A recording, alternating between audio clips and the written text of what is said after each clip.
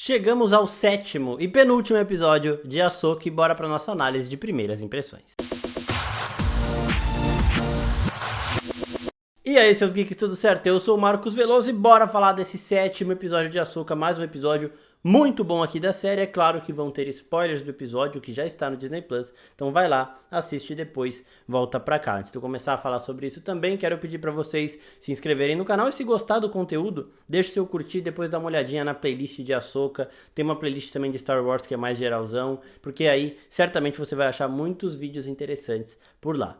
Primeiro de tudo, começamos aqui este episódio em Coruscant, onde a Hera vai enfrentar o seu julgamento, né? A gente já tinha visto que ao desobedecer ordens dos senadores da Nova República, ela teria que passar por esse julgamento, e nós temos um julgamento aqui maravilhoso, nostálgico e com aquele gostinho de quando alguém muito chato é colocado no seu próprio lugar, né? Então a Hera tá aqui sendo julgada com apenas o senador Xiono falando. Eu não sei como esse cara tem tanta voz ativa assim, tinha um monte de senador lá, todo mundo poderia ter falado e só ele lá contrapondo, tava deixando muito nítido que esse cara tem alguma conexão também com esses insurgentes do Império. Já passou do nível de um senador que tava fazendo só vista grossa ali, é um cara que realmente deu todos os indícios de que ele ou tem alguma coisa ali contra a Hera, ou ele realmente tem conexões aí com o Império. Ele estava lá retrucando todas as ordens da Hera, querendo a mais das severas punições para ela, até o momento em que chega a hora da nostalgia, chega o C-3PO com a mensagem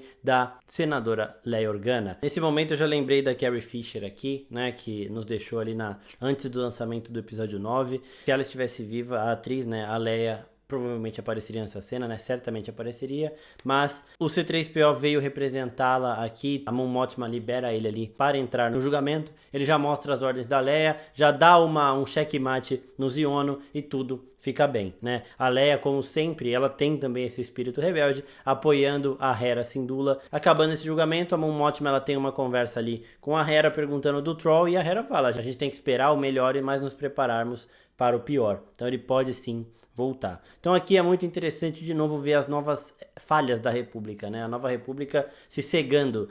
Podem ser alguns poucos senadores que estão fazendo essa vista grossa, que devem ter também interesse com esse retorno do Império, retorno do Troll, mas a Nova República em si, eles têm que agir, eles têm que frustrar também esses avanços. Se não é essa intromissão da Leia através do C-3PO, provavelmente esse cara conseguiria o que ele queria. E aí seria assim também um grande prejuízo para a Nova República. Já é um perigo na situação que está neste momento. Se esse cara fala sem a intromissão da Leia, seria ainda maior. Então a Nova República ainda segue tendo problemas por estar muito recente no poder, né? Ainda não conseguiu se livrar totalmente do Império, não sabe por onde começar essa limpa, então a gente vai tendo esses problemas. Agora a gente vai para Perídia, numa nova galáxia, e é ali que as coisas ficam muito mais interessantes. Antes disso, né, a gente lembra que o Troll mandou matar qualquer Purgle que chegasse ali perante a Perídia. Isso aí já dá uma dorzinha no coração. A gente sabe que Perídia é um cemitério de Purgles, é a rota final ali da migração delas,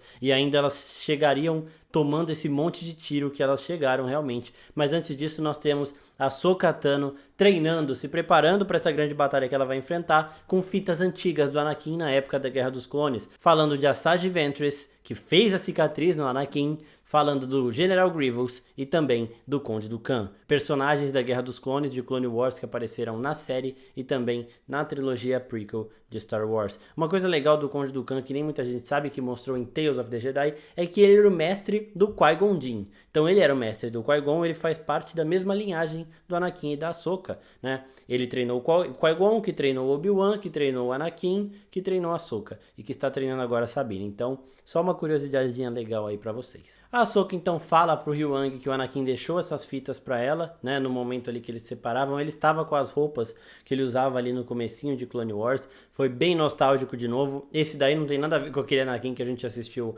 nos outros episódios, em relação àquele Anakin que eu acredito ser uma materialização das memórias que a Ahsoka tinha dele. Eu já expliquei nesse vídeo aqui minha teoria. Antes de você contestar, se você discorda, vê lá os argumentos, tá bom? Porque tá bem legal mesmo, a gente estudou bastante coisa, viu bastante detalhe ali pra chegar nessa conclusão. Então depois assistam que o vídeo também tá bem legal. Uma coisa muito interessante aqui é que assim, a gente viu um pouquinho de gente, um bolinho pequenininho ali de gente reclamando muito do Troll no episódio que ele é apresentado em live action ali por conta do Lars Mikkelsen. E eu acho que assim, se essas pessoas continuarem reclamando depois desse episódio, aí são pessoas que não conhecem o grande almirante Troll, porque aqui ele está tudo aquilo que a gente esperava, alguém estrategista, calmo, frio, que sabe estar sempre um passo à frente, que sabe olhar as batalhas por um ângulo que ninguém está olhando, né? Enquanto ele tá ali com o campo de batalha perante ele perdeu o Baylan no meio disso tudo sem esperar, né? Mas ele também não estava botando todas as confianças dele no Baylan, porque ele sabe realmente lutar com todas as armas que ele tem, ele também sabe os riscos que ele corre. Então o Troll é uma pessoa sempre muito bem preparada, e aqui a gente vê isso. A gente vê a forma com que ele vai na cabeça dele, já se preparando para a Ahsoka, com as coisas que ele imagina da Ahsoka, sabendo só que o mestre dela era o Anakin Skywalker. Eu tinha falado isso lá no podcast e talvez no vídeo também da semana passada. Ele conhece o Darth Vader. Ele e o Vader eram os braços, as asas ali do Palpatine, né? Os principais generais, comandantes que o Palpatine mantinha perto ali. Então ele conhece o Vader. E poucas pessoas sabiam que o Vader era o Anakin. E o Troll provavelmente era um desses, né? E pela reação dele aqui, ele sabia disso. Então ele tá conversando ali com a Morgan e ele fala tudo o que ele vai fazer, a forma que ele vai encurralar a Ahsoka e como ela deve agir, sendo ela uma aprendiz do Anakin. Então é muito legal a gente ver essa essência do Troll, esse estrategista absurdo. Ele sabe sim o combate físico, ele destruiu droids de batalha de uma forma impressionante em Rebels, mas aquilo já faz um tempinho, né, 10, 15 anos ali, antes dos acontecimentos de agora de Ahsoka, mas o lugar onde ele se destaca é esse, na estratégia, sempre olhando por um ângulo onde as pessoas não olham. Chegou um momento aqui da batalha que a Morgan ficou até um pouco descrente no Troll. Ela fala: o que eu tô vendo são os nossos adversários se unindo de novo e ficando mais fortes. E ele fala: mas você tá vendo pelo ângulo errado. O que a Ahsoka Tano não podia perder, ela perdeu, que é tempo. O tempo tá a nosso favor. É claro que no final tudo vai dar certo. Provavelmente, né, a Ahsoka vai conseguir voltar para a galáxia que a gente está acostumado a ver junto com o Troll, ela vai dar um jeito.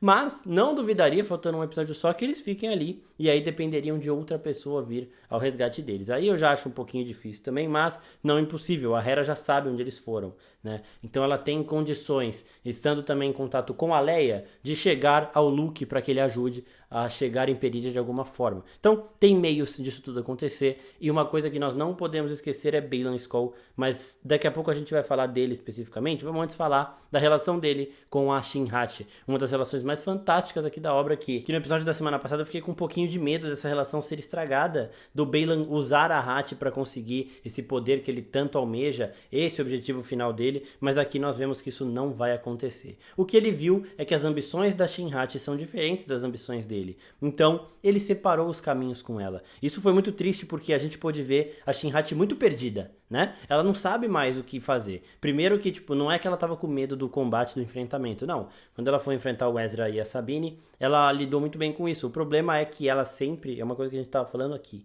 desde o começo, ela sempre foi muito respeitosa e admirou muito o Baylan, né? E aí quando ela vê que ela tá livre, ela, tipo, caralho, como assim eu tô livre? Essas pessoas aqui que têm a capacidade de entregar a minha ambição, o tal do império, que eu quero ter uma posição grande, elas não são pessoas que eu confio plenamente, sabe? Então a gente sente um pouco dessas inseguranças nela, desse conflito, e a Ahsoka também sente isso, mas calma que já, daqui a pouco eu chego lá. O Baylan falou pra ela, ó, sua ambição é uma, a minha é outra, então aqui os nossos caminhos se separam, e ele deu uma última lição. Por quê? Porque ela é sempre muito afobada, né? Então ele falou, se você já ir pensando na vitória antes de conquistá-la, você vai perder, você não pode ser tão afobada assim. E aí ele vai pro caminho dele, ela vai pro dela, e a Ahsoka chega e enfrenta diretamente o Baylan. Primeiro que pra Ahsoka chegar ali, ela teve umas manobras na nave, ela é uma pilota excelente, assim, não é do nível da Hera, mas pareceu. Tá, o que ela fez nesse episódio aqui foi extremamente impressionante, principalmente quando ela entra lá nas carcaças dos Purrgil e consegue sair muito bem. Ela fez tudo de uma forma muito Anakin de se fazer, né? Sem pensar, ela vai, faz e resolve depois ali nas consequências, mas ela conseguiu. E uma coisa que eu adoro dessa nova fase da Ahsoka, a branca, é que toda essa vestimenta dela aí, lembrando sempre muito bem essa transição que a gente até comparou numa thread do Twitter com a do Gandalf, né? Ela tá muito mais feliz, tá muito mais leve e também inspirando muito mais confiança, né? Muito mais calma em seus combates. E uma prova disso é no momento em que ela desce para enfrentar o Baylan Skoll. Se a gente lembrar da primeira luta dos dois, ela estava com um sabre só, muito mais focada, muito mais tensa. Por que ela usou um sabre só? Porque ela mudou o estilo de luta dela para se adequar mais ao oponente. E agora não. Agora ela foi com os 2 sabres. Por quê? Porque ela vai fazer o estilo dela valer, independente do estilo dele. Ela vai ser mais agressiva. Não vai para defensiva. Ela vai atacá-lo. E aí eles têm uma luta também muito interessante, usando o sabre, usando a força. Uma coisa que eu achei aqui até curiosa é o Baylan falar que ela não pode vencê-lo e ela aparentemente saber disso. A gente tem que lembrar que essa Ahsoka, quando muito jovem, derrotou o Darth Maul. A gente tem que lembrar que a Ahsoka, ela é aprendiz de Anakin Skywalker. Ela é provavelmente a usuária da força mais poderosa deste tempo. Se a gente considerar o treinamento dela que foi concluído em relação ao treinamento do Luke, o Luke pode ter sim um uso da força maior do que o dela, uma capacidade maior, né, por conta de tudo que ele já mostrou, por ele ser filho do Anakin, mas a Ahsoka, em termos de experiência, deve ser até superior ao Luke, mas ela não conseguir vencer o Baylan aqui é uma coisa bastante curiosa. Só que ela não precisava disso, o foco dela estava na Sabine e nas outras situações, e enquanto o Baylan deixou a aprendiz dele, Shin-Hati, sozinha ali por conta de objetivos conflitantes, a Ahsoka foi socorrer a Sabine. Uma coisa que eu achei legal é quando o Ezra está conversando com a Sabine. Ele tá perguntando as coisas da galáxia, tem uma referência também àquela trilogia sequel, a trilogia sequel tenebrosa, com o episódio 9 sendo o mais tenebroso de todos, porque o Ezra pergunta, né, o Imperador está morto? E a Sabine fala, dizem que sim, né, não dá pra confirmar nada, porque essa porra desse Palpatine volta depois. Mas o que eu achei legal, na verdade, não foi isso, foi a Sabine falando da Shin-Hati pro Ezra, né, ela não fala com tanto ódio, ela fala, ela é igual você, só que sem o senso de humor, ela dá uma brincada, e eu ainda acho que a Shin-Hati vai acabar essa série pro lado luminoso, mais pro lado ali da Ahsoka. Por quê? Porque eles estão ali se enfrentando, a Sabine toda hora tentando dar o sabre de luz pro Ezra, o Ezra fala que não precisa porque ele tem a força do lado dele, e na hora de mostrar isso ele mostra muito bem, né? A gente já tinha visto a Ahsoka enfrentar um Inquisidor em Tales of the Jedi, enfrentar um Inquisidor sem sabre de luz, é ali que ela inclusive pega o sabre de luz desse Inquisidor, separa ele no meio, purifica e ganha esses sabres brancos, mas ela não precisava desse sabre naquele momento porque a força é a aliada dela. E o Ezra faz a mesma coisa, ele passou anos ali só lidando com a força sem o sabre dele. Então ele não precisa disso em batalha. Eu sei que provavelmente o sabre facilitaria a situação ali, mas ele mesmo explica. A força é a minha aliada, é só dela que eu preciso. E ele lida bem com isso, só que no momento que ele dá uma distraída, a Shin-Hati vai lá e ataca ele. E eu gostei da relação aqui, porque eu acho realmente que ela vai para esse lado. A relação deles todos, o Ezra dando uma gastada, brincando um pouquinho. No momento que eles aparecem ali encurralados, o Ezra fala, não, leva a gente como prisioneiro, não mata não. E ela mata. A Shin-Hati sempre é muito intensa, né? E aí quando a Ahsoka chega, a Shin-Hati ainda vai pra cima. Ela tentou enfrentar os 3 ali juntos, só que aí quando os troopers ali do Troll foram embora, eles receberam a ordem e vazaram, ela foi junto. Só que ela ficou com esse momento de conflito. Eu vou ou eu fico? A Ahsoka sentiu isso e falou, larga sua arma e eu posso te ajudar. Em nenhum momento a Ahsoka falou que ela seria prisioneira, ameaçou ela de morte, nem nada do tipo.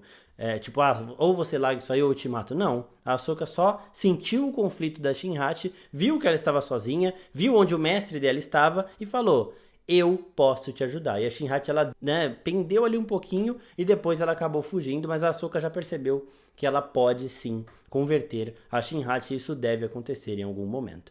Aqui a gente ainda tem um reencontro mais emocionante do que do episódio anterior, sempre bom reforçar. A Ahsoka revendo o Ezra e a Ahsoka revendo a Sabine, foi mais emocionante do que a Sabine revendo o Ezra. Por mais incrível que isso possa parecer, incrível em termos de errado, né? Porque o reencontro da Sabine com o Ezra foi mais frio do que deveria ser em todos os sentidos, tá bom? E aqui, quando a Sabine vê que a Ahsoka não tá morta, é um reencontro mais caloroso e elas estavam, sei lá, 2, 3 dias juntas ali, então Foi pouco tempo, mas foi um sentimento muito mais puro. Essa Ahsoka mais leve também transmite aparentemente essa leveza para todo o ambiente. Então foi algo muito, muito legal de se ver. O Ezra no meio disso tudo, a Ahsoka brincando com o Ezra, ele foi muito bom. E o Ezra falando, finalmente parece que eu estou voltando para casa. Então, esse episódio foi mais emocionante que o anterior nesse sentido de reencontros, nesse sentido de nostalgia. A gente teve o C3PO aparecendo aqui, o Anakin de novo, mas agora um holograma mesmo. Tudo muito certinho e nós temos Baylan Skoll. Baylan Skoll falou, né, que está procurando um poder neste planeta. Perídia guarda um grande poder que pode oferecer a ele a chance de quebrar a roda de Império, Nova República e por aí vai. Isso tudo também mostra a habilidade do Baylan de esconder suas intenções, porque as grandes mães não notaram que ele estava ali querendo, já desde o começo, trair o Troll e abandonar a causa, né? Então ele realmente ele foi um Jedi muito habilidoso e ele é um usuário da Força extremamente poderoso. Explicamos tudo isso sobre a possibilidade do que é este poder nesse vídeo que tá linkadinho aqui em cima, um vídeo que a gente postou na semana passada, depois assistam lá que também tá bem legal. Uma coisa muito interessante em relação ao Baylan e a Hati é que eles têm os nomes inspirados em criaturas da mitologia nórdica. Baylan Skoll, ele é inspirado no Skoll, que é o lobo filho de Fenrir que caça o sol. E Shin-Hati é inspirado no Hati, né, que é o outro filho de Fenrir que caça a lua. Os caminhos dos dois se separaram aqui, indicando sim que Baylan irá atrás do seu sol, enquanto a Hati vai atrás da lua. Que seria a lua? Talvez a Ahsoka? Não sei, né? Mas eu acho bem legal a gente reforçar esses pontos mitológicos. As três grandes mães, elas são inspiradas nas Moirai, que são as mulheres dos fios da vida, aquelas que aparecem no filme animado do Hércules da Disney, né? Uma que tece o fio da vida quando a vida de alguém começa, a outra que mede esse fio, que é o tempo de vida que a pessoa terá, e a outra que corta esse fio, né? Então essas três grandes mães, elas têm os nomes semelhantes também ao dessas Moirai, que são da mitologia grega. E outra coisa também em relação à mitologia, essa mais de um senso comum bíblico, é do Enoque. O Enoque, ele pode ser visto como o braço direito de Deus, e isso representa mais a forma com que o Troll se enxerga, né? O Troll se enxerga como essa grande divindade, alguém que trará de volta a grandeza do Império e tudo mais. Então é muito legal também esses detalhezinhos mitológicos que eles vão introduzindo em cada um dos personagens novos que são adicionados aqui na série. E para encerrar nossa sessão de curiosidades em relação também a esses troopers do Troll, uma coisa muito legal são esses remendos em ouro, né? Existe uma técnica japonesa chamada kintsugi, que é basicamente emendar em ouro. Ao invés de esconder as cicatrizes da peça, elas são remendadas com esse ouro no meio, algo que valoriza essa peça e torna ela ainda única. Esses troopers ainda são remendados também com as fitas das grandes mães, mostrando que o Troll está realmente ajudando elas desde o início em Perídia contra esse grande mal que se esconde, esse grande mal que o Baylan está caçando. O episódio da semana que vem será o último, provavelmente algo a ser resolvido será o Baylan Skoll, mas agora que já tá acabando ali, a gente sabe que esse episódio não vai ter mais de 1h30, por exemplo, tem muita coisa para ser resolvida, eu começo a achar que Baylan Skoll não será uma ameaça resolvida aqui, que esse grande poder pode vir a ressoar em outras produções ou em outra temporada de Ahsoka. Infelizmente, o ator Ray Stevenson, que faz o Baylan Skoll, ele faleceu,